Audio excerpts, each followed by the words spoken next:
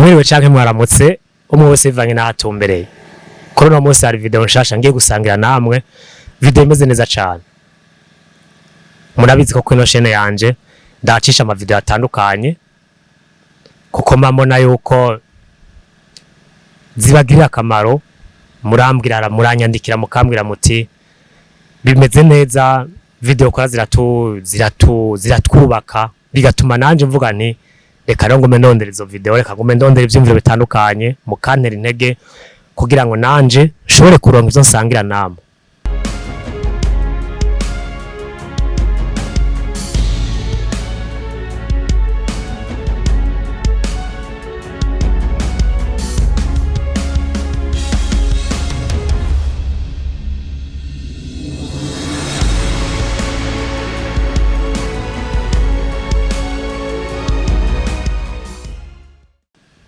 Tugiye kurabira hamwe mbega wewe amafaranga uhora uronka, amafaranga winjiza ku kwezi, winjiza ku munsi uyakoresha gute? Nimumbaze ngo none we ngura umuhinga mu vy'ubutunzi, ntabwo ndi umuhinga, ariko jewe mvuga ivyo mbona mu kibano, mvuga ivyo mbona mu bo tugenda, mvuga ivyo mbona, mvuga ivyo nsanzwe mbona muri rusange mu buzima bwa misi yose. Ntabwo ntimumbaze ngo none we ngo kuyaziganya ngo ufise yangana gute kuri konti, ngo konti yawe iri kwangahe. Umuntu yumvira gutyo Jesu turi kumwe n'umuntu avuga ati jewe ndakene umuntu yonyungura iciyumviro kuko no shobora kuza ndaziganya udufaranga duke duke. Ubundi sindi umuhinga mu vy'ubutunzi, ntabwo ndi umuhinga mu vy'ubutunzi, ariko tugiye kurabira hamwe w'amafaranga uronka yabika gute, turambega wowe nawe ushobora kuyungunganya gute, woshobora haravuga ngo gupambana, woshobora kuronka yo pambanisha gute. Nivyo tugiye gusangira namwe. Nuko amafaranga yo kubika twese na wewe urashobora kuyaronka canke ukayabura. Vyose biravana na discipline y'umuntu, biravana n'indero y'umuntu, biravana kandi no kwihangana afise, kwihanganira amahera, kwihanganira ibintu bishobora gukenera amafaranga. Hari rero umuntu usanga avuga ati jewe kugira ngo mbike amahera vyosaba ko mba nkorera nk'umuriyoni, kugira ngo mbike amahera vyosaba ko nkorera ibihumbi 500, kugira ngo mbike amahera vyosaba ko nkorera imiliyoni 2. Ariko ico twohurizako, ushaka kucemera cyo kumva ntikikuzamwo neza, udashoboye kugera 200,000, udashoboye kugera ibihumbi 100, udashoboye kuziganya mu bihumbi 200, n'umiliyoni ntibikunda. Kuko kuronka amafaranga menshi, kuronka ya wita menshi wewe, niko iyo yarose n'undi gumusanga ari makeya, kubera kuza gusanga ucokenera ibirenze. Nimo no munsi bamwe ino kare tukaburiha ibihumbi 300 ku nzu, kubera ukore ibihumbi dufata ukorera umuriyoni, ejo ni wakoreye miliyoni 4 uzoja gupanga aho zoriha miliyoni 2. Abashitsi wahora uronka uzosiga uronka abashitsi basumbamwe wahora uronka, aho wasumira uzoca wunguruza. Ivyo wahorunwa uzoca uheba bimwe wimukire ku bindi wahorunwa. Ingendo wahora afata uzoca uzongera, uzoca uzigwiza, aho utahorushe kuzoca uhashika. Bisigura ko ukuronka ubwo buryo wewe bwita bwinshi, ukuronka ayo mafaranga uvuga yo bari menshi, niko ugwiza n'amadepanse, niko ugwiza n'ibiyakenera, ukaza gusanga n'ubundi nawe ukorera menshi n'ubundi nta kirahinduka. Kuko murandaba urashaka gusanga umuntu akora 200,000 ugasanga araziganya gusumba ukorera umuriyoni. Vyose ni discipline y'umuntu, ni hangire y'umuntu. N'umuntu avuga ati jewe ndashobora gukoresha amafaranga naguca ku kwezi nayo nkayabika, bigashoboka.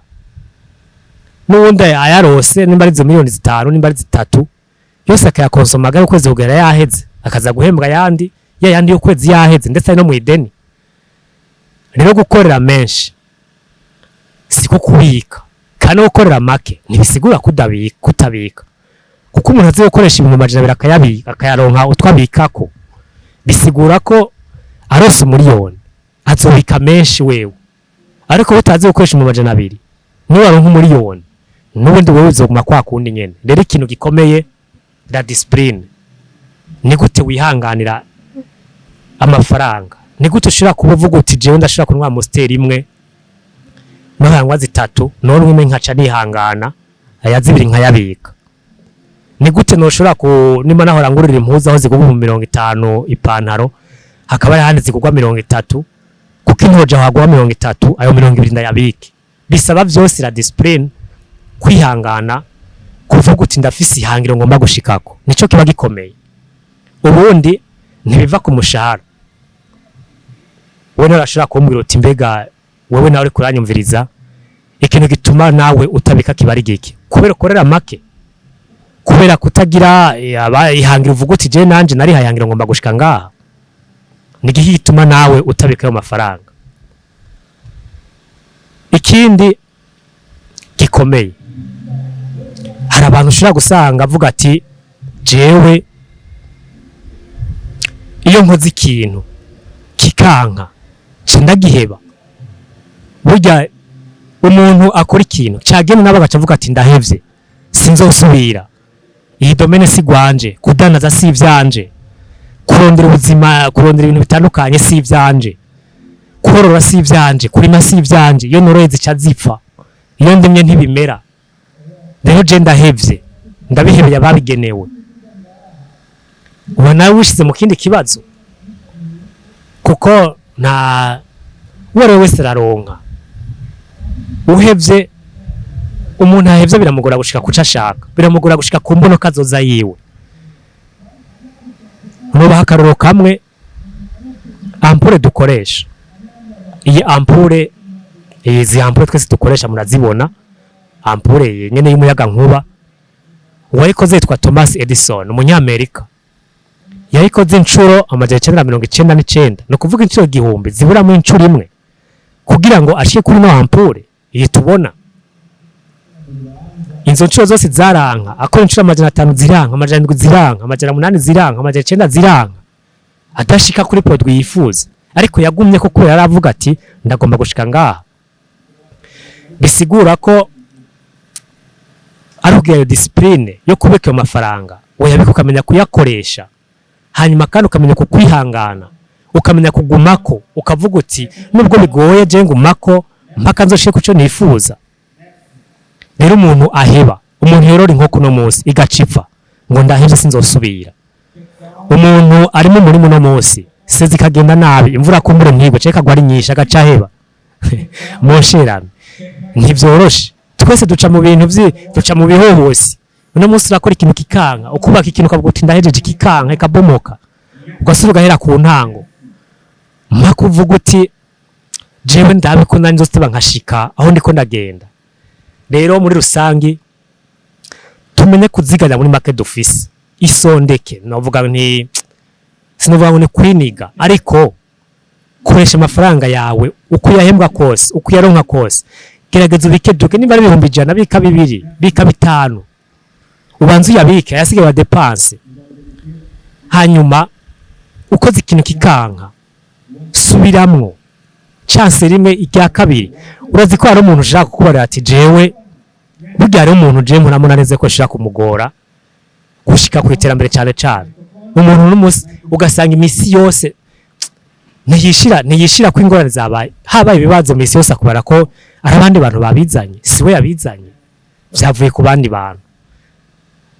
Kutabika amafaranga kwiwe akwega ku bandi bantu ni kubera mpembwa amahera make, ni kubera ko mfise ama dépenses menshi, ni kubera ko banaka baca bayansaba, ni kubera ko amakuru ari menshi, ni kubera ko bimeze uko. Ivyo bintu nuvuga ko bitazohera, ariko guhe no musi cyumva no video rabo vuga uti je nanje ngo mashireho strategy ziwanje, ngo mashireho uko nshobora kuziganya 2000 2003, ngo mashireho kuri no shaka kugira discipline yo kwihangana, yo kugura ivyo nkeneye, ivyo ntakeneye nkavyihoza, byo gusumiraho dokwiranye, aho tudakwiranye nka hihoza, ivyo zose ukabimenya. Mu gihe utakoze uko usanga vyagenze nabi, ukamenya ati nakora ikintu kikanka nzosubiramwo, ndahembega ikibazo cabaye nihweze neza, ahabaye ikibazo ndahakosore, hanyuma shore kubandanya. Nivyo muri rusangi wige neza ko igihe cyose ukoze ikintu kikanka subiramwo inshuro 2 3, gendera abahabaye ikosa kosora, bizogenda neza nabikubwiye. yari no video rero nako ndagutera intege wari kuri yumviriza nizere ko wafashijwe nizere yuko izokugirira akamaro ukaba wari kwira utaragira sabone ugire sabone kwino chaîne yanje ya Po Business hanyuma ubandanye ronka video nshasha ubandanye ronka ibiganiro byanje ncisha kwino chaîne yanje ubusigaye ndabasezeye mwese.